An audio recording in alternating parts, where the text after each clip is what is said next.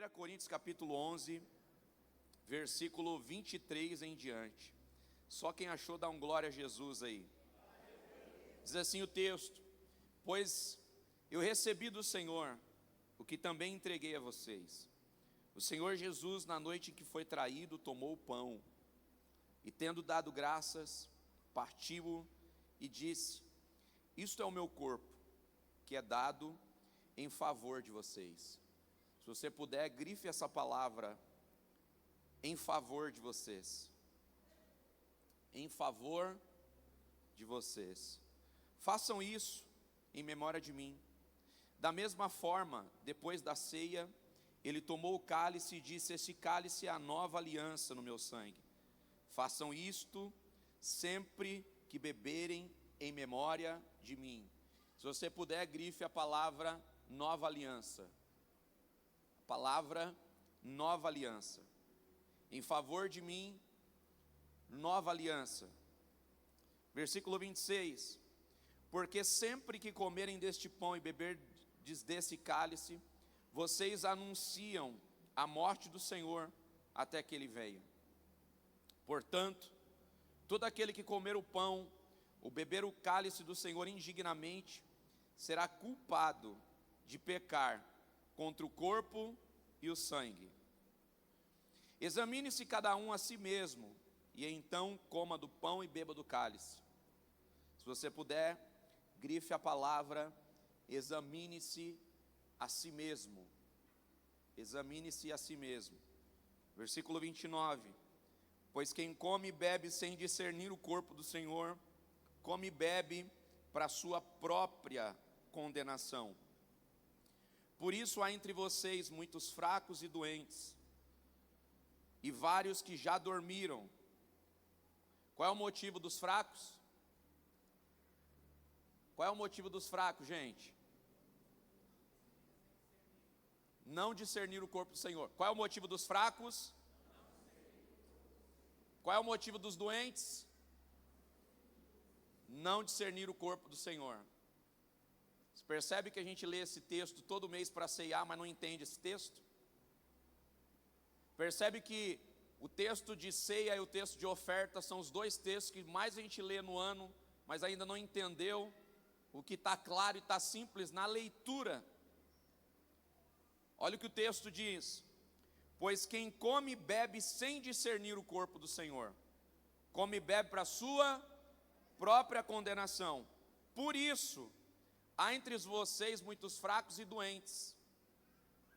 E aqui nós não estamos falando de doença física, nós estamos falando de algo espiritual, fraqueza espiritual, falta de força espiritual, e gente que está dormindo, ou seja, fora do propósito, fora da realidade divina. Mas se nós tivéssemos o cuidado de examinar a nós mesmos, não receberíamos o quê? Juízo. Aí aqui já está falando a respeito de algo vindouro, daquilo que nós vamos receber de Deus, seja salvação em plenitude ou juízo, por não nos arrependermos de uma vida pecaminosa. Curva a sua cabeça. Pai, nós te agradecemos pela manhã maravilhosa que temos, te agradecemos pela tua palavra, celebramos o teu nome pela tua grandeza e favor, e te pedimos nessa manhã que o teu Santo Espírito nos conduza ao centro da tua vontade.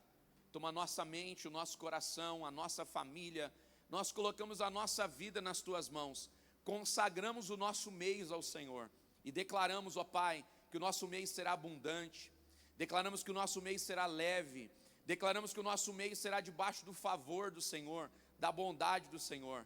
Nos leva ao centro da tua vontade, Pai, para que possamos caminhar em aliança contigo.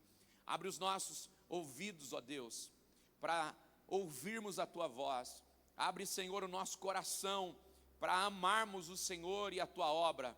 Senhor, nos dá discernimento espiritual para que possamos ser capazes de enxergar as astutas ciladas do diabo que nos cercam, e nos ajuda, Senhor, a caminharmos em comunhão, a estarmos no centro da tua vontade como igreja.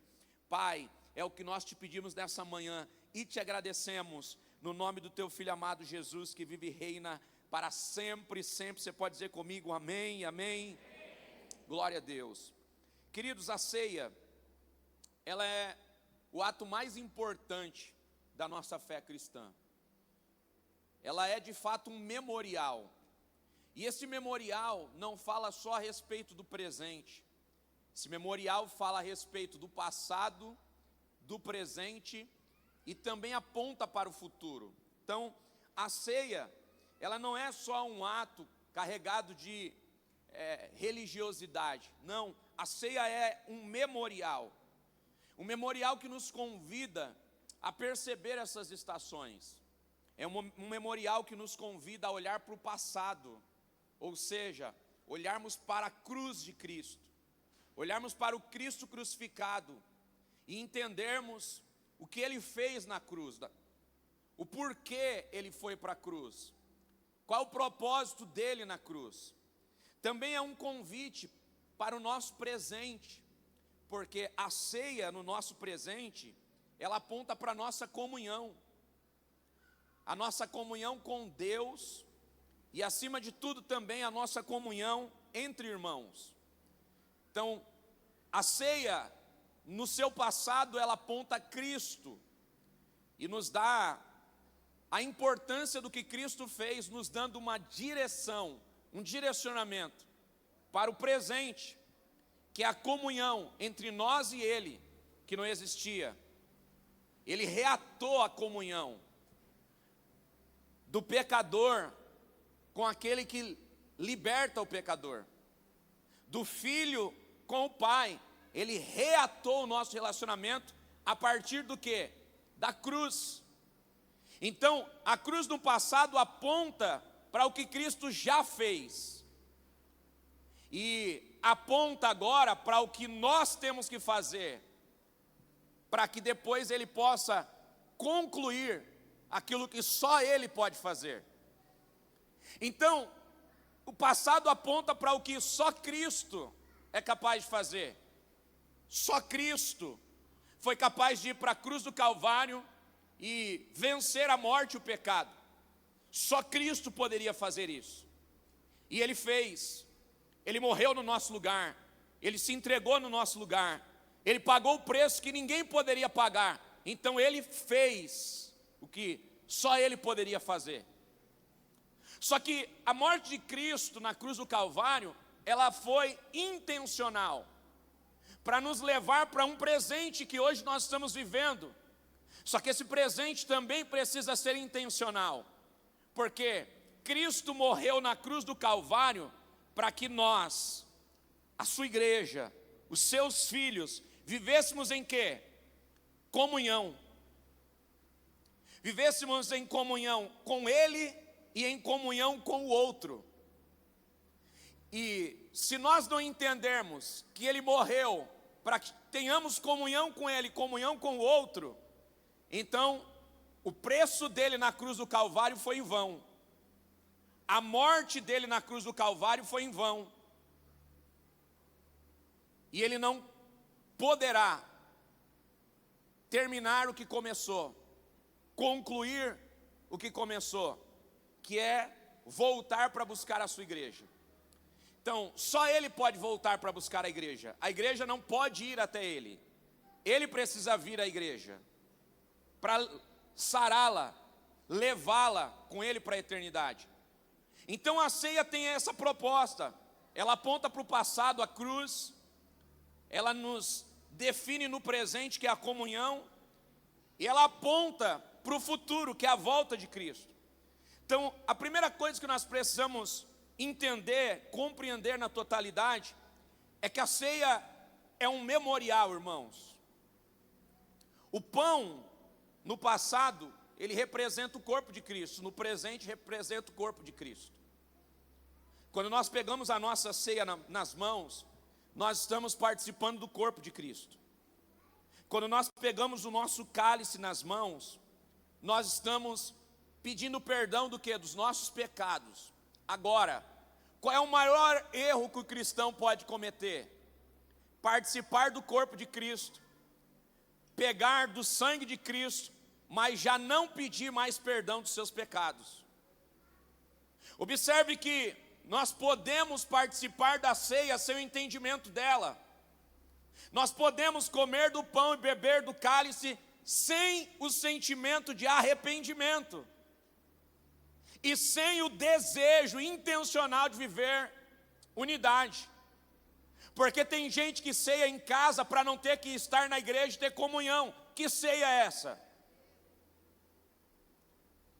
Tem alguém que pega a sua ceia e se isola para participar da sua comunhão com Deus na plenitude, ok, mas não existe comunhão plena com Deus se não existe comunhão plena com o seu irmão, porque você está tornando o que Cristo fez na cruz em vão,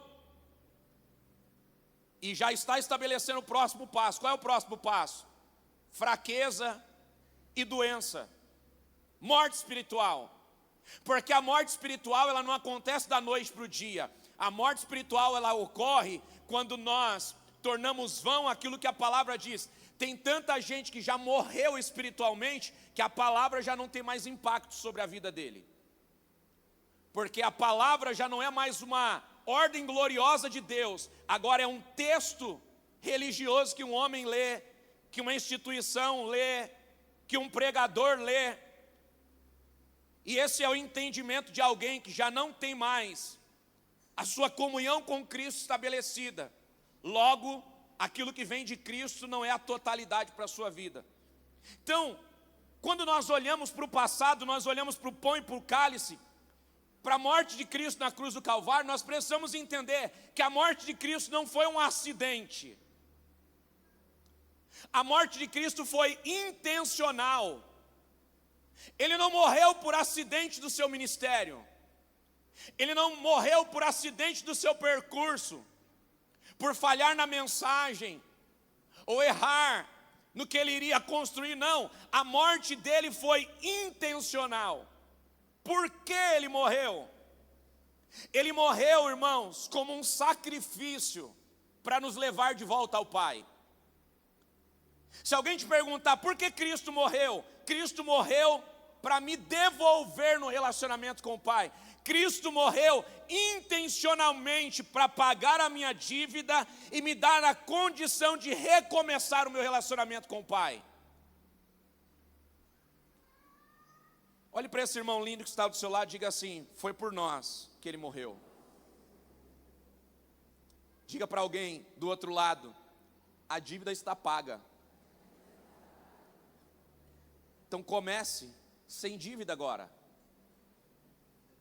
Comece sem dívida agora. O quê? O seu relacionamento com Deus. A dívida já foi paga. Por quê? Porque Cristo intencionalmente pagou o preço. Ele deixou a conta paga. É como alguém que te convida para um ambiente. É como um amigo que sabe da sua condição e te leva para um lugar onde você não pode pagar a conta. Ele te convida e diz assim: vamos comigo almoçar? E aí você fala: vamos. Aí você pensa assim: ele vai me levar num lugar comum. Aí ele pega e te leva num lugar que você, quando pisa, já fala: meu Deus, e agora? Como é que eu pago a conta?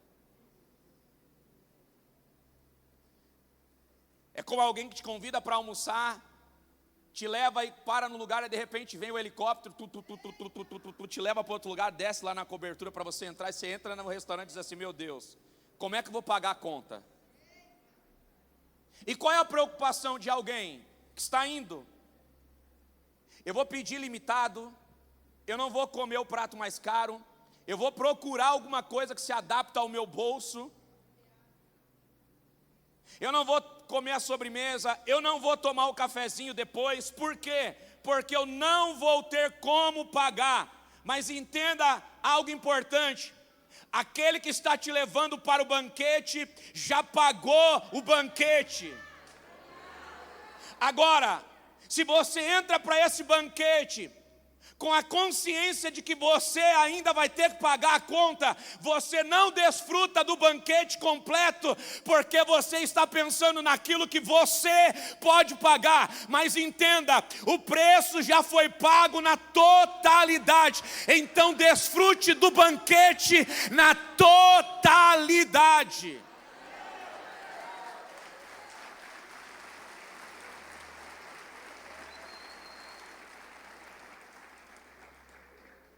Agora, se você está anotando, anote isso, irmão, por gentileza. Não existe êxito no futuro se não houver sacrifício no presente. O passado foi de sacrifício. Cristo morreu. Intencionalmente ele foi o sacrifício, pagou a dívida, para que agora nós possamos viver uma vida em plenitude com Ele. Mas a plenitude não nos exime do sacrifício. Nós precisamos nos sacrificar no presente, para quê? Para que o nosso futuro seja um futuro de êxito. Então, Jesus, Ele deu a vida pela causa. Jesus, Ele deu a vida pela causa. Ele morreu intencionalmente. E intencionalmente Ele deixou para nós uma mensagem. Lembre-se de mim. Lembre-se do que foi feito por você. E seja intencional com a sua vida. Passado, presente, futuro. Lembre-se do que foi feito. Lembre-se da causa. E se sacrifique para que ela seja estabelecida no futuro. É Cristo nos levando à cruz, nos levando à ceia. Então, Jesus, Ele morreu para nós estarmos distantes do pecado. Quando nós nos aproximamos do pecado, nós estamos tornando vão a morte de Cristo. Quando nós desejamos viver uma vida no pecado, nós estamos indo para longe do propósito que Cristo estabeleceu. Jesus, Ele morreu para que eu e você tenha um propósito por Ele. Viva com Ele, esteja em relação com Ele. Jesus não morreu, irmãos, para nós extrairmos os benefícios de sermos cristãos, mas vivermos uma vida como mundanos. Jesus não morreu para nós extrairmos os benefícios do Evangelho. Cristo não morreu para nós extrairmos os benefícios da igreja. E nós temos muitos benefícios. Na igreja nós podemos completar a nossa vida, e glória a Deus por isso. Na igreja você pode conseguir uma porta de emprego. Na igreja você pode conseguir alguém para te auxiliar nas suas demandas. Na igreja você pode conseguir muitas coisas. Aqui você pode ajudar a sua casa a se desenvolver. Você vai trazer seu filho aqui, seu filho vai ser desenvolvido. Você vai chegar com seu casamento aqui, seu casamento pode ser restaurado. Você pode aprender nas oficinas da igreja, ser beneficiado pelo social da igreja, viver a comunhão da igreja. Tudo isso são benefícios que a igreja nos oferece, mas não foi para isso que Cristo morreu. Ele não morreu para que possamos apenas extrair os benefícios da igreja. Ele morreu para que nós possamos ter comunhão plena com Ele e para que possamos viver longe do pecado. Não é apenas para nós convivermos no ambiente da igreja, é para nós nos tornarmos igreja. Porque a maior falência de um cristão é ele estar no ambiente da igreja e não ser igreja. É ele estar envolvido com os irmãos, mas não ter comunhão plena. É ele estar dentro do ambiente do culto, mas não prestar culto. E isso é fácil, irmãos, de nós vivermos sem perceber. É possível a gente entrar aqui e fazer desse lugar só mais um lugar. É possível nós entrarmos num ambiente como esse e esquecermos que nós estamos aqui para prestar um culto. E você percebe que facilmente nós somos iludidos a isso. Facilmente nós somos iludidos a entrar nesse ambiente e pensar: eu vou entrar lá, alguém vai me servir água, alguém vai me servir um café, alguém vai servir o meu filho, alguém vai servir o meu carro, e eu vou receber um culto que vai me deixar bem para voltar para casa bem. É muito comum nós vivermos essa realidade que é tão maravilhosa, mudando o princípio. Qual o princípio? de que nós entramos aqui para prestar o culto para Ele, de que nós entramos aqui para sermos aperfeiçoados na nossa relação com o outro, de que nós entramos aqui para sermos aperfeiçoados na nossa luta contra o pecado. E às vezes nós lutamos entre irmãos e nos esquecemos que a nossa luta não é entre irmãos, a nossa luta é com o pecado. E o pecado habita ambos, eu e o irmão. Percebe isso?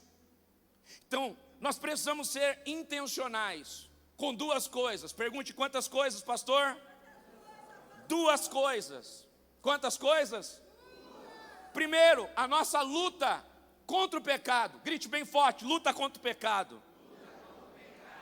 E a nossa luta intencional com o propósito que nós temos. Então a nossa batalha ela é dupla. Nós lutamos contra o pecado e lutamos também com o propósito que nós precisamos estabelecer. Então esse é o propósito da ceia. Se alguém me perguntar, pastor, qual é o motivo da ceia? Irmãos, a ceia é a oportunidade de nós ajustarmos as contas. O que nós estamos fazendo aqui nessa manhã? Nós estamos resolvendo as nossas diferenças. E nós temos muitas. Pastor, o que nós estamos fazendo na ceia? Nós estamos ajustando as nossas contas. E a nossa conta não é ajustada com o irmão do lado, com a igreja, com a comunidade. A nossa conta é ajustada conosco mesmo, em relação ao pecado e à vida que estamos vivendo. Porque a ceia é o convite que Deus deixou mensalmente para nós, olharmos para nós mesmos e para a vida que estamos levando, para saber se nós estamos vivendo com um propósito e estamos cumprindo o que Cristo fez na cruz do Calvário. Pastor, por que nós precisamos todo mês da ceia? Porque todo mês nós saímos de fora do nosso propósito sem perceber. Por que a ceia precisa ser repetida todo mês? Porque você sabe qual é o desafio de viver como igreja. Porque você sabe qual é o desafio de viver em unidade. Porque você sabe que uma semana é o suficiente para você ir para longe do seu irmão. Uma semana é o suficiente para você deixar o teu propósito de lado. Uma semana é o suficiente para você ir para próximo do pecado. Então, como Cristo sabe dessa conta que não fecha, Ele deixou para nós todo mês uma oportunidade de nos assentarmos à mesa com Ele para acertarmos as contas. É o convite de Cristo para mim e para você. Senta aqui, meu filho. Vamos resolver as coisas. Como pai que chama os filhos, senta ele na mesa e diz assim, olha, pede perdão para o teu irmão. Ah, mas é ele que não interessa. Eu sou o teu pai e eu estou pedindo para você, resolve o problema com o teu irmão. Vai falar com a tua irmã. Ah, mas não importa o que ela fez, não importa o que ele fez. Importa que aqui é a minha casa. E na minha casa eu estabeleço a comunhão e o propósito. Então pede perdão para a tua irmã, pede perdão para o teu irmão. Senta e nós vamos comer juntos, sabendo que nós somos diferentes, mas temos o mesmo Pai. Temos uma mesma mesa e temos o mesmo propósito. E precisamos resolver as coisas na mesa para caminharmos mais um mês. Como família e como irmãos.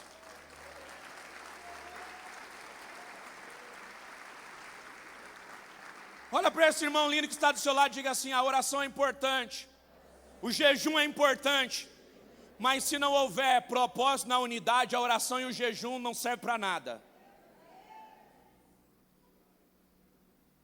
Porque às vezes nós até nos rendemos à oração, às vezes até nos rendemos ao jejum, mas não nos rendemos a viver entre os diferentes. Você até consegue orar, você até consegue jejuar, só que você não consegue perdoar quem te feriu. Você até consegue orar, você até consegue jejuar, mas você não consegue conviver num ambiente com alguém que te cobra alguma coisa diferente do que você acha do que é evangelho. E esse é o nosso desafio. E essa é a proposta da ceia. Paulo faz um convite para a igreja. Sente-se na mesa com o Pai. E nessa mesa, lembre-se do preço que foi pago. Nessa mesa, lembre-se de olhar para você.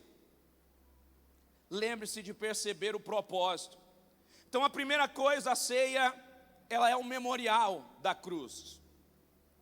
Segundo, a ceia é a comunhão com Cristo e com a igreja. Então Paulo, aqui, ele chama os irmãos de Corinto para participarem da ceia. Por quê? Porque eles estão vivendo divisões, egoísmo, falta de amor. E aí Paulo reúne os irmãos e na mesa da ceia os reconecta. Os reconecta primeiro a Cristo, porque se nós estamos conectados com Cristo, facilmente nós conseguimos nos conectar com os nossos irmãos. Então Paulo, ele faz essa mesa intencional, e ele diz, olha, nós precisamos nos conectar a Cristo. E quando nós nos conectamos a Cristo, nós nos reconectamos também com o outro. Então Paulo, ele chama os irmãos de Corinto para se sentarem à mesa. Não é uma mesa individual, é uma mesa família.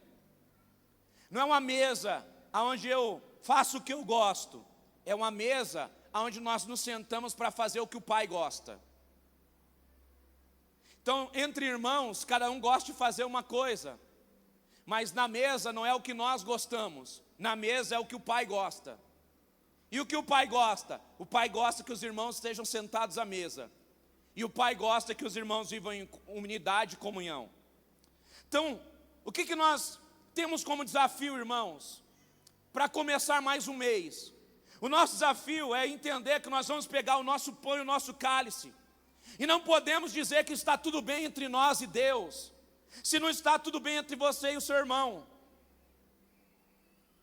Não tem como nós pegarmos o nosso cálice, o nosso pão e o nosso suco de uva, com raiva do irmão, com raiva do pastor, com raiva do líder, com raiva do vizinho. Porque a ceia não é uma comunhão só entre eu e Deus. A ceia é uma comunhão entre eu e Deus e entre eu e o irmão. É uma mesa de unidade. Nós não podemos fazer como esses cristãos que Paulo está dizendo. Eles se sentam para comer, mas perderam o propósito da mesa. Eles se sentam para comer, mas não esperam uns pelos outros. E o que é esperar uns pelos outros? O que Paulo está repreendendo aqui na ceia? É simples. O que Paulo está dizendo é, talvez você esteja pronto para comer, mas o teu irmão ainda não está, então espere ele.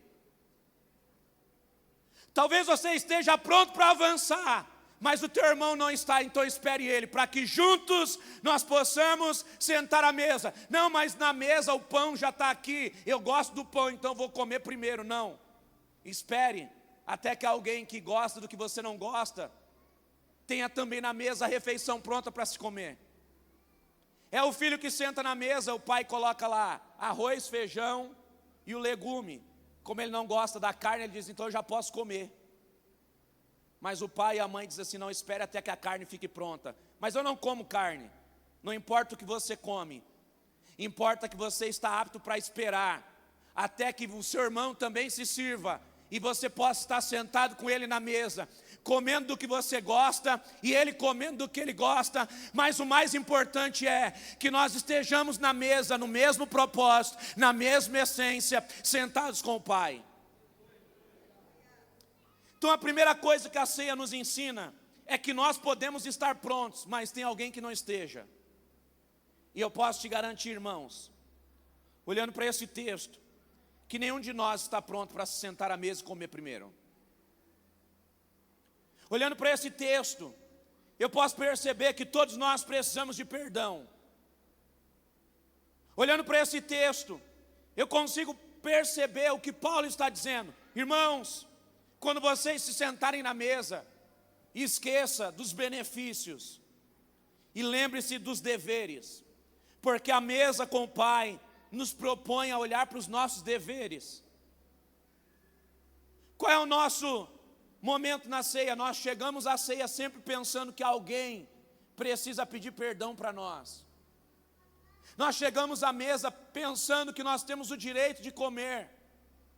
Nós chegamos à mesa olhando para ela como um lugar de direito. Nós temos uma cadeira.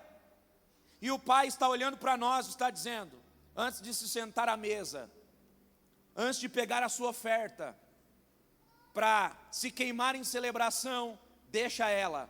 vai até o teu irmão e resolve as coisas. Deixa ela, vai até o teu irmão e resolve o que tem que ser resolvido. O que ele está dizendo? Ele está dizendo, faça uma análise sua, pessoal, olhe para você. É o que Paulo está dizendo, não se sente na mesa para culpar quem não te ligou, se sente na mesa para lembrar de quem você não ligou. Qual é o nosso comportamento? Nós sempre nos sentamos à mesa pensando assim, mas foi o meu dia, ninguém me ligou, mas alguém não me ama mais, mas alguém me deixou de lado. Não sente na mesa para questionar o que te faltou, sente na mesa para questionar o que você não fez. Esse é o nosso exercício. Nós sempre nos lembramos daqueles que não nos ligaram, mas a pergunta é, para quem você ligou esse mês? Nós sempre nos assentamos à mesa para dizer, nós estamos chateados com alguém, mas se sente na mesa para perceber quem você chateou esse mês. Essa é a proposta da mesa, essa é a proposta da ceia.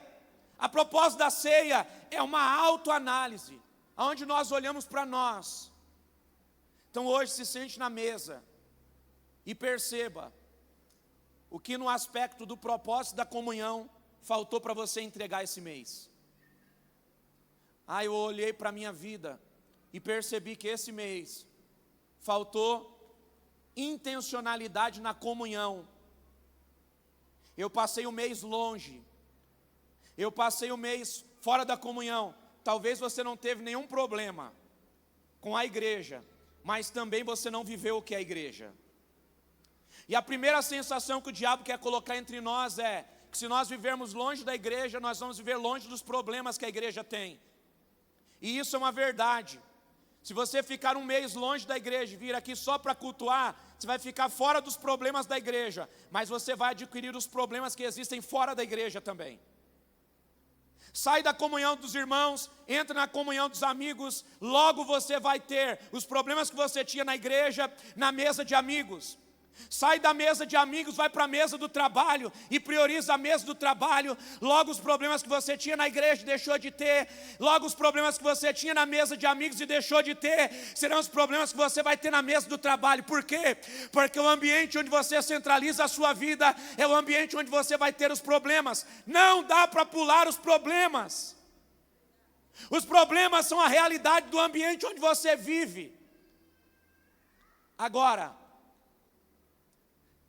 na mesa de irmãos, existe o pai ainda para corrigir.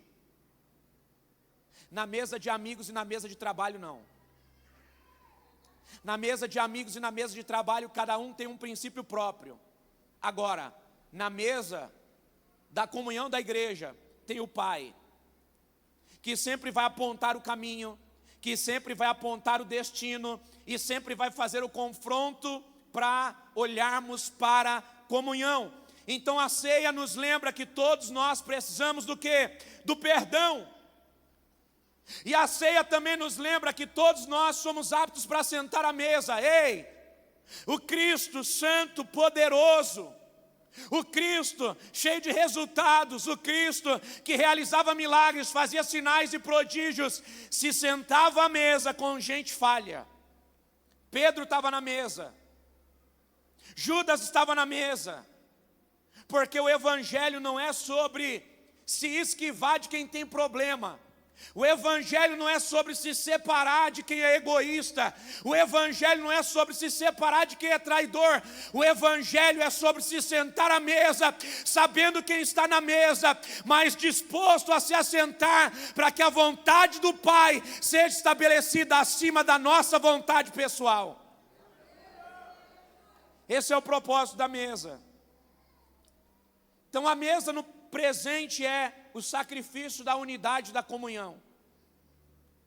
Pastor, por que nós estamos aqui? Mais do que estar aqui para fortalecer o teu espírito para um mês, você está aqui para fortalecer o vínculo entre os seus irmãos. Não faça da mesa um ritual onde você vem, participa do pão e do cálice para se fortalecer em um mês para viver longe da comunidade. Mas faça da mesa um ambiente onde você vem para olhar para você e perceber que você também tem mazelas e dificuldades, e quando vem à mesa, o Pai é capaz de expor elas e de dar para você uma oportunidade de ajustar a conta para começar mais um mês. Então levante as suas mãos onde você está e diga assim: Pai, nessa manhã, me ajuda a olhar para mim e perceber as dificuldades que eu tenho para começar mais um mês em comunhão contigo e em comunhão com o meu irmão. Quem pode celebrar a Cristo por isso?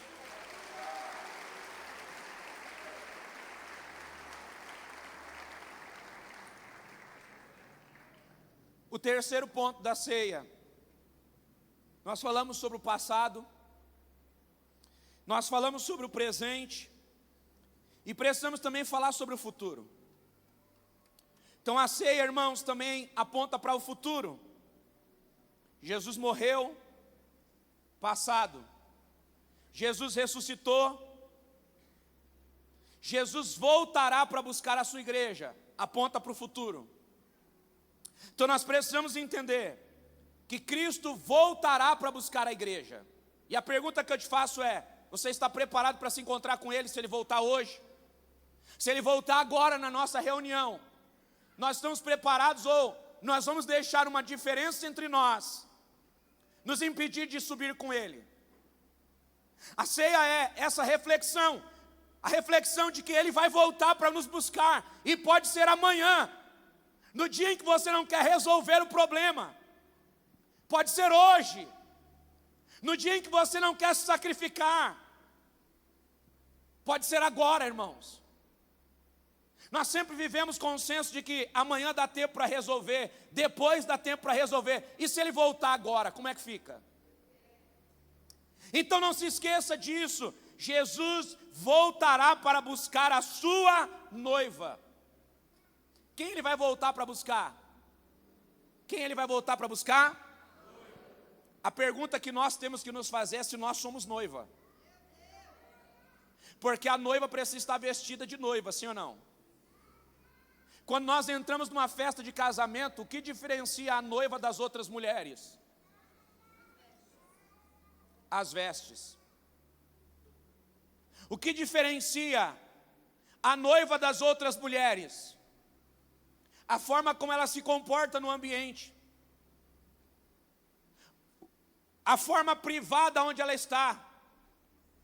A expectativa dela de esperar o noivo. Então nós precisamos entender que se Cristo vem buscar a noiva, nós precisamos viver na condição de noiva. Precisamos estar trajados. Se Ele vier para buscar a noiva e a noiva não está preparada para as núpcias, como é que fica? Esse é o problema e a temática que nós precisamos equalizar. Jesus vai voltar para buscar a sua noiva, e nós precisamos viver como noiva. A noiva precisa ter uma vida equilibrada, irmãos, para se encontrar com Jesus. A noiva precisa ter uma vida equilibrada para se encontrar com Jesus. Nós queremos a prosperidade que Cristo pode nos oferecer, mas precisamos entender o que essa prosperidade significa.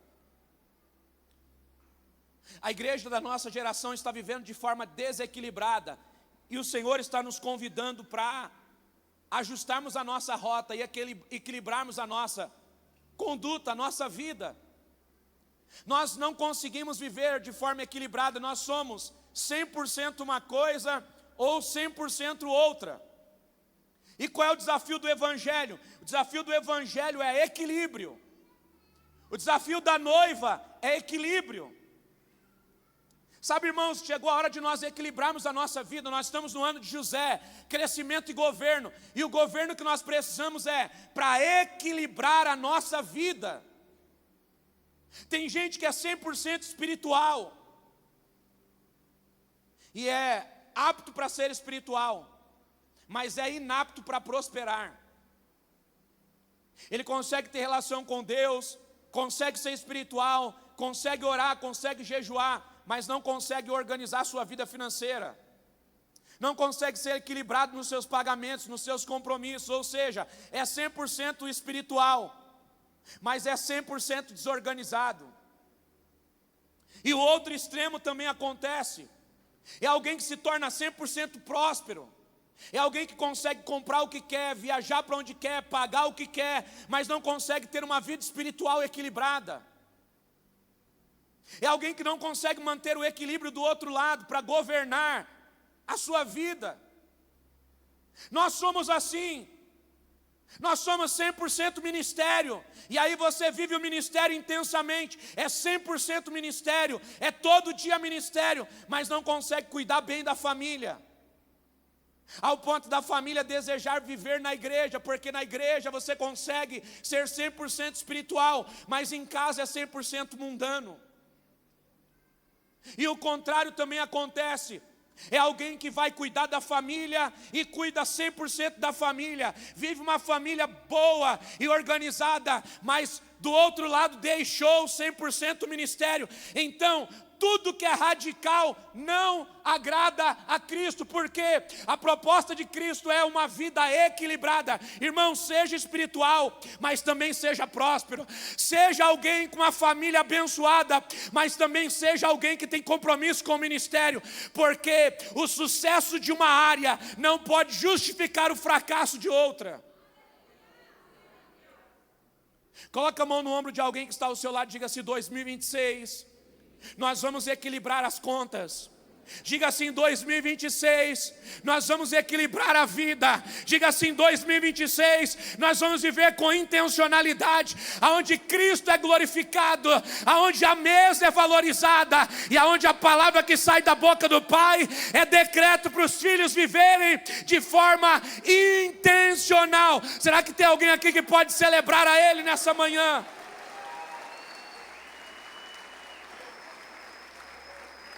Ministério de Louvor, se quiser subir aqui comigo. Grite bem forte: riqueza é equilíbrio. O Evangelho nos propõe riqueza, prosperidade. Eu vou reformular a palavra para não parecer equivocado na fala. Diga comigo: o Evangelho é prosperidade. Reformulando a frase: o Evangelho não é riqueza, o Evangelho é prosperidade. E o que é prosperidade que o Evangelho nos propõe? O Evangelho nos propõe equilíbrio. Então a prosperidade não está na riqueza, porque eu posso ser rico em uma área e miserável em outra. Eu posso ser rico no ministério e miserável nas finanças. Eu posso ser rico nas finanças e miserável na família. Agora, o Evangelho propõe para nós prosperidade. O que é prosperidade? É não ter falta de nada. O Evangelho propõe equilíbrio. O que é equilíbrio? O equilíbrio é quando as 4 áreas da nossa vida estão ajustadas. Quais são as 4 áreas? Diga comigo: recursos, família, ministério e comunhão com Deus. Em ordem ideal: comunhão com Deus, família, ministério e recursos. O que é isso? Prosperidade. E isso nós só temos em Cristo. O único que vai nos propor equilíbrio é Cristo, irmãos. O único que vai nos propor reflexão é Cristo. E a pergunta para nós nessa mesa, a reflexão para nós nessa mesa, olhando para nós mesmos, como uma análise pessoal: temos recurso, cadê o ministério? Temos ministério, cadê o recurso? Temos família, cadê o ministério? Temos ministério, cadê a família? É a análise de Cristo na mesa. E como nós resolvemos isso? Nós resolvemos na ceia, quando nós examinamos a nós mesmos e olhamos para como está a nossa família, e olhamos para como está o nosso ministério, olhamos para como estamos gastando o nosso recurso, e olhamos para como está a nossa comunhão entre Deus e a nossa comunhão entre os irmãos. E aí nós chegamos na nossa conclusão final: quem toca na ceia sem comunhão peca consciente. É o que Paulo termina dizendo: Examine-se, pois, o homem a si mesmo e depois coma. Você só pode comer quando você é consciente de quem você é. Você só pode comer quando você olha para a ceia e diz: eu preciso reorganizar a minha vida. Eu preciso viver em comunhão com Deus. Porque se você está em comunhão com Deus, mas não está em comunhão com o seu irmão, você está vivendo o evangelho pela metade. Se você está em comunhão com o seu irmão, mas não está em comunhão com Deus, você está vivendo o evangelho pela metade. E a proposta do evangelho é nós vivermos em Cristo, a totalidade do que Cristo tem para nós. Pastor, então quer dizer que já que eu não estou em comunhão com meu irmão, não vou tocar na ceia? A segunda coisa que eu quero que você reflita é que quem não toca na ceia também, para não pecar, mas na outra ponta, é porque decidiu que também não vai se arrepender, então também está tocando na ceia consciente. É alguém que diz assim: eu não vou cear esse mês porque eu briguei com meu irmão. E aí você pensa que você está sendo santo por isso. Pelo contrário, você está sendo um pecador consciente.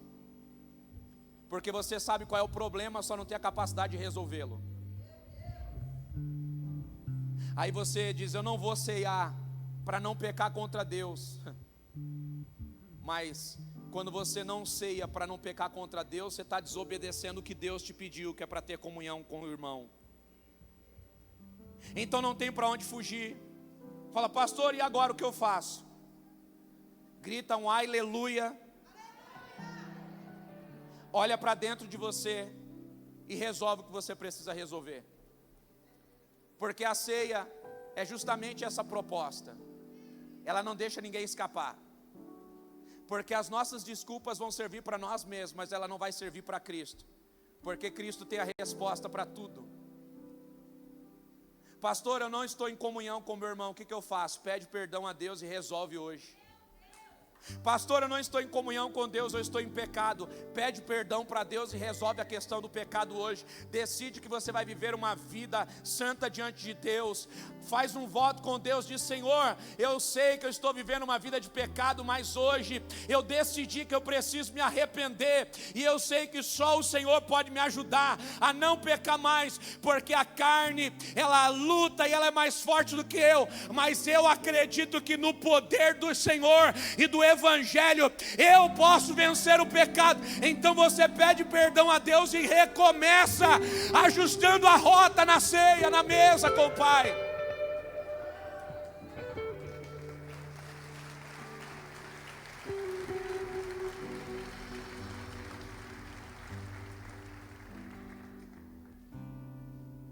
Quando participamos da mesa, precisamos nos lembrar do sacrifício, da comunhão e da esperança futura. Sabe, irmãos, só tem um jeito de nós vencermos essa batalha: se nós olharmos para nós mesmos. Nós precisamos nos desafiar mês após mês a vivermos com as diferenças que temos. Nós precisamos nos desafiar mês após mês de ajustarmos a nossa rota e a nossa mesa. Porque na resistência nós não vamos chegar a lugar nenhum. Pastor, tem muita coisa que eu não concordo. Você está no mesmo lugar que eu. E eu também tenho um monte de coisas que eu não concordo. Como que nós resolvemos essa conta? É simples. Nós temos que olhar para Cristo. Nós temos que olhar para a cruz. E nós temos que olhar para o propósito pelo qual nós fomos convocados por Ele. Sabe, irmão, na igreja você nunca vai viver 100% do que você gosta. Porque a igreja não é um ambiente para nós vivermos confortáveis. A gente se esquece disso. A gente começa a viver na igreja e no primeiro momento tudo é confortável porque você acabou de chegar. Mas daqui a pouco tudo vai ficar desconfortável. Por quê? Porque a igreja vai exigir de você mudança. Quando você chega, ninguém te conhece. Quando você chega, você só extrai benefícios. Mas quando você permanece, você é desafiado a mudar. Isso é a igreja do Senhor, isso é para todos nós. E o que nós precisamos? Nós precisamos entender as fases e os ciclos. A primeira fase é a fase da aceitação. Todo mundo te aceita do jeito que você é e fazendo tudo de errado.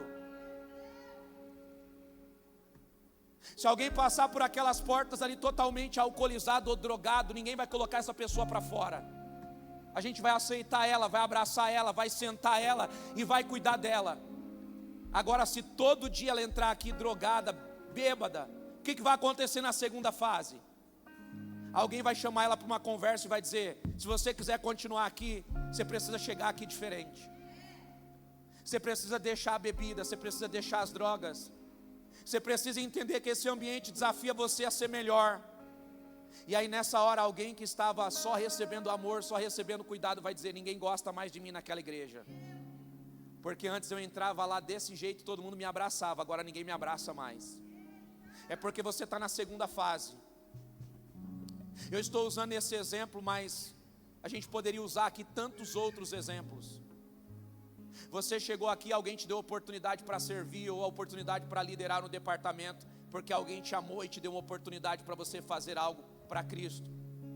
Mas aí, a sua inconstância, ou a sua dificuldade em alguma limitação se manifestou. E aí você não conseguiu seguir. E o fato de você não conseguir seguir não significa que a igreja não te ama mais, ou que os irmãos não te amam mais. Significa que a igreja e os irmãos estão exigindo de você uma mudança de comportamento, onde agora você vai ter que ajustar algumas áreas da sua vida para você ir para a próxima estação. Qual é a próxima estação? Aonde você faz o que você não gosta, para agradar quem merece. Isso é igreja, irmãos, é esse ambiente que nós estamos. Talvez você está na primeira fase, você está aqui há 6 meses, há 3 meses, há 4 meses, quem sabe 1 ano. Você só viu as belezas da igreja. É o irmão que te dá o cafezinho. É o irmão que com gentileza levanta do lugar para você sentar, te dá o melhor lugar. É a primeira fase. A segunda fase é a fase onde você se envolve. E aí percebe que o pastor não é tão legal assim como você pensava. Percebe que a bispa não é tão legal como você pensava. Percebe que os líderes não são tão perfeitos como você pensava. E aí você entra no seu desafio. Qual o desafio? Ou você olha para a falha dos irmãos, ou você percebe que você também tem falhas e percebe que você precisa caminhar, entendendo que o propósito maior é Cristo. E aí você vai entrar na terceira fase, aonde você foi confrontado no que você não gosta de fazer, mas entendeu que você vai ser transformado, não porque você quer agradar os irmãos, não porque você quer agradar o pastor, mas porque você quer agradar a Cristo. O evangelho não é sobre agradar uma igreja, não é sobre agradar um pastor, mas é sobre viver a renúncia que Cristo nos propõe a viver. E essa manhã é uma manhã para nós ajustarmos as rotas. Essa manhã é uma manhã para nós acertarmos as nossas diferenças. Essa manhã é uma manhã para nós caminharmos em maturidade, porque não tem como crescer sem ajustar os desajustes que nós temos entre nós e resolvermos os problemas que nós temos entre nós. Na primeira fase a nossa dificuldade era a falta de recurso. Na segunda fase a nossa dificuldade é saber com que gastar o recurso. Na primeira fase a nossa dificuldade são poucas pessoas. Na segunda fase a nossa dificuldade são muitas pessoas. Na primeira fase é não termos lugar para todo mundo. Na segunda fase é não conseguirmos colocar todo mundo em todos os lugares. Isso é o que, irmãos? Isso é a igreja. A igreja do Senhor crescia, avançava, mas de repente ficou pesado para Moisés. E aí o Senhor usou Jetro e disse para ele: Moisés, se você continuar sozinho, você vai matar o povo. Aí Deus falou para ele: levanta 70 anciãos. Os 70 anciãos não eram 70 Moisés, eram 70 anciãos, mas eles caminhavam no espírito de Moisés. Entenda algo importante: quando se levanta um líder, ele não vai ser mais um pastor replicado no ambiente. Ele é um líder, ele não é o pastor. Ele não vai ser como pastor, ele não vai amar como pastor, ele não vai viver como pastor, mas ele é alguém que foi levantado por Deus para tirar o fardo do pastor. E o que é ser igreja? Ser igreja é entender esses processos. Ser igreja é entender que nós vamos ter que caminhar para sermos aperfeiçoados por Ele. E Deus, sendo poderoso, tendo anjos, querubins e serafins à sua disposição, continua usando homens e mulheres falhos para caminhar com pessoas falhas, para chegarmos à perfeição e irmos com Ele, para vivermos uma vida santa. Diga para quem está do seu lado: isso é igreja, irmão. Você só é igreja quando você consegue viver as 3 fases do Evangelho. Porque enquanto você não prova das 3 fases, você ainda não se tornou igreja. Tem gente que não consegue passar nem da primeira nem da segunda. Porque na primeira fase, quando está tudo bem, fica. Quando as coisas começam a desajustar e vai para outro lugar, você vai viver looping. É bem provável que você que está aqui saiu de uma boa igreja e está aqui hoje, pensando que essa igreja é melhor do que a outra. Mas daqui a pouco você vai chegar nos mesmos problemas. E aí você vai dizer: não, o problema não era aquela igreja, o problema é essa igreja.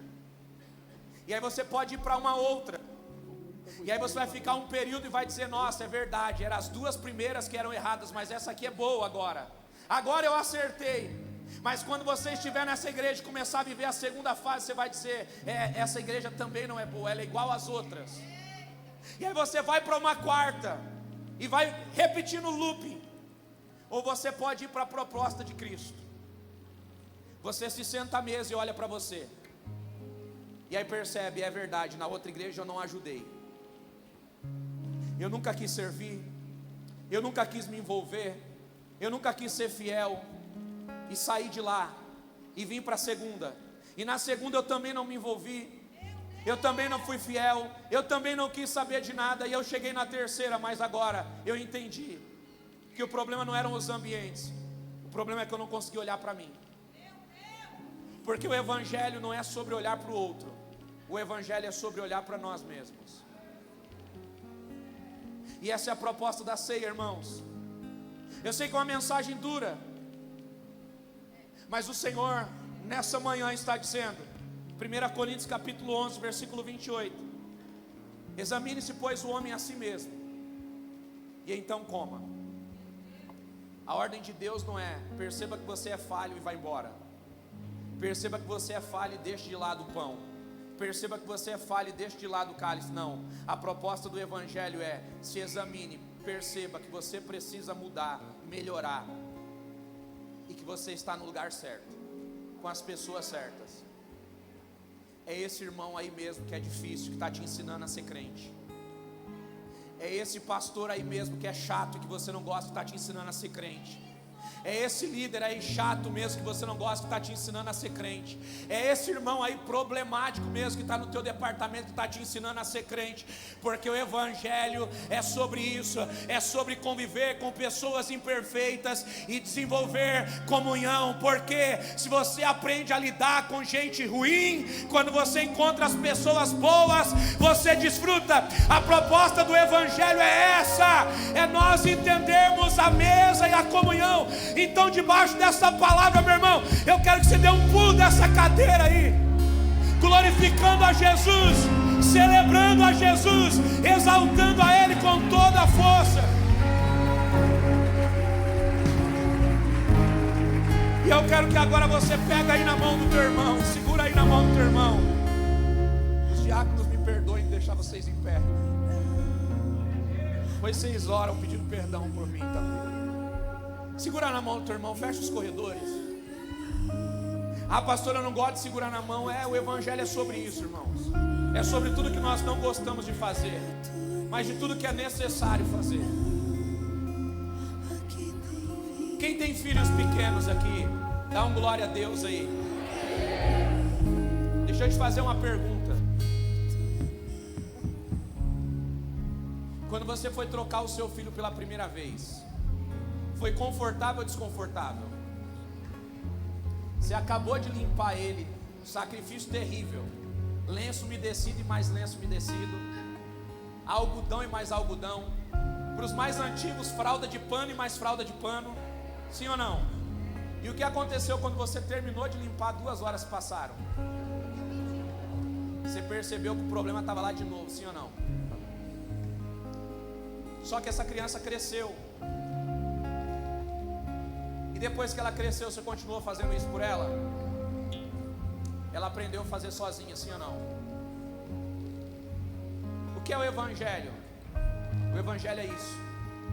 Nós precisamos perceber que quando nós vamos limpar a caca dos nossos irmãos não é confortável, mas precisamos limpar até que eles tenham condições de se limparem sozinhos. Isso é ser igreja. O que é ser igreja? É ser capaz de pegar na caca do teu irmão e limpar. O que é ser igreja? É ser capaz de fazer aquilo que é desconfortável, mas é necessário. Eu não gosto de repreender ninguém, eu não gosto nem de fazer salinha difícil, eu não gosto de fazer reunião, mas eu faço. Eu não gosto de corrigir ninguém, eu não gosto de cobrar ninguém para fazer nada. Essa é a minha personalidade. Quando eu tenho que cobrar alguém para fazer alguma coisa, fica pesado para mim, mas eu faço, porque o Evangelho não é sobre o que eu gosto, o Evangelho é sobre o que é necessário. Se eu fosse fazer o que eu gosto, eu estaria aqui nesse culto da manhã, que é maravilhoso para mim o culto da manhã. Almoçaria e depois sabe o que ia fazer? Descansar. É o que eu gosto. Ia deitar no domingo de tarde, ia deixar o pastor Rodrigo, a pastora Bruna, os outros pastores aí, Lucas, vocês fazem o culto da noite e eu vou desfrutar, descansar. Isso é o que eu queria, irmãos, o que eu gostaria de viver. Fazer a minha parte e ir embora. Mas fazer a minha parte e ir embora não é o suficiente, porque eu também preciso contribuir na parte de alguém. Então o Evangelho não é sobre você fazer a sua parte e ir embora. A gente precisa mudar essa mentalidade de fazer a nossa parte e ir embora. O Evangelho não é sobre você fazer a sua parte e ir embora. Pastor, eu já ofertei, agora está tudo certo. Não. Pastor, eu já servi um culto, está tudo certo. Não, não. Pastor, eu já fui na ação social e está tudo certo. Não, irmão. O Evangelho não é sobre nós fazermos a nossa parte e ir embora. O Evangelho é sobre nós fazermos a nossa parte. Nós estamos prontos para comer, mas agora nós vamos ajudar os nossos irmãos que ainda não sabem pegar o garfo, ainda não sabem pegar a faca, ainda não sabem cortar a comida, e nós vamos ajudar eles na mesa, porque na mesa não é sobre quem come mais rápido, não é sobre quem come primeiro, é sobre quem come junto. Levanta a mão do teu irmão aí e começa a abençoar o mês dele nessa manhã. Começa a declarar um mês abençoado por ele. Começa a declarar um mês cheio do favor na vida dele. Isso. Começa a dizer: Senhor, enquanto eu oro pelo meu irmão, me ajuda a olhar para mim, me ajuda a perceber as minhas mazelas, me ajuda a perceber as minhas dificuldades, me ajuda a ser igreja, me ajuda a viver em unidade, me ajuda, Senhor, a reconhecer os meus pecados. Isso, vamos clamar juntos em unidade. Oh Espírito Santo, nos ajusta nessa manhã, Pai. Nos ajuda, Senhor, a vivermos com as nossas diferenças. Nos ajuda, Senhor, a vivermos, ó Pai, entendendo os processos diferentes. Nos ajuda a conviver com alguém que é o oposto do que nós somos. Nos ajuda a viver com pessoas que são 100% diferentes de nós, Pai. Nós somos intensos, nos ajuda a lidar com aquele que é desorganizado. Nós somos excelentes, nos ajuda a viver com aqueles que não são.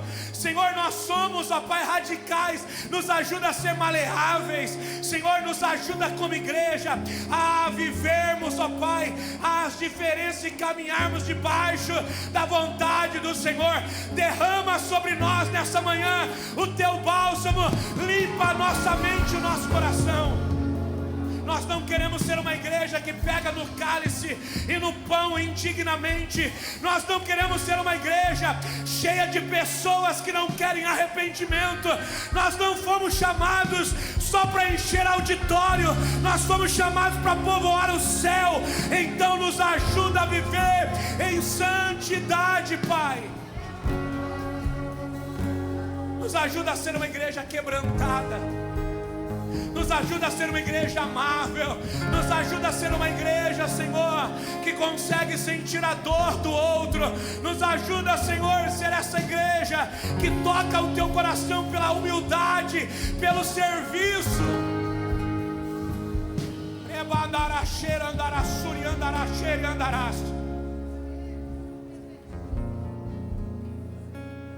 Que o Espírito do Senhor repouse sobre nós. Que o temor do Senhor repouse sobre nós. Que o Senhor nessa manhã limpe o nosso coração e a nossa mente. Que o Senhor tire dos nossos lábios toda palavra de desonra. Que o Senhor tire dos nossos lábios toda palavra profana. Que o Senhor tire dos nossos lábios toda e qualquer acusação. Que o Senhor tire dos nossos corações toda e qualquer raiz maligna. E que a nossa vida seja cheia do Espírito Santo do Senhor. Se você crê nisso, por favor, aplaude a Ele o mais forte que você pode. Eu queria que você abraçasse pelo menos uns 10 irmãos. Conta, sai do seu lugar e conta. 1, 2, 3, isso.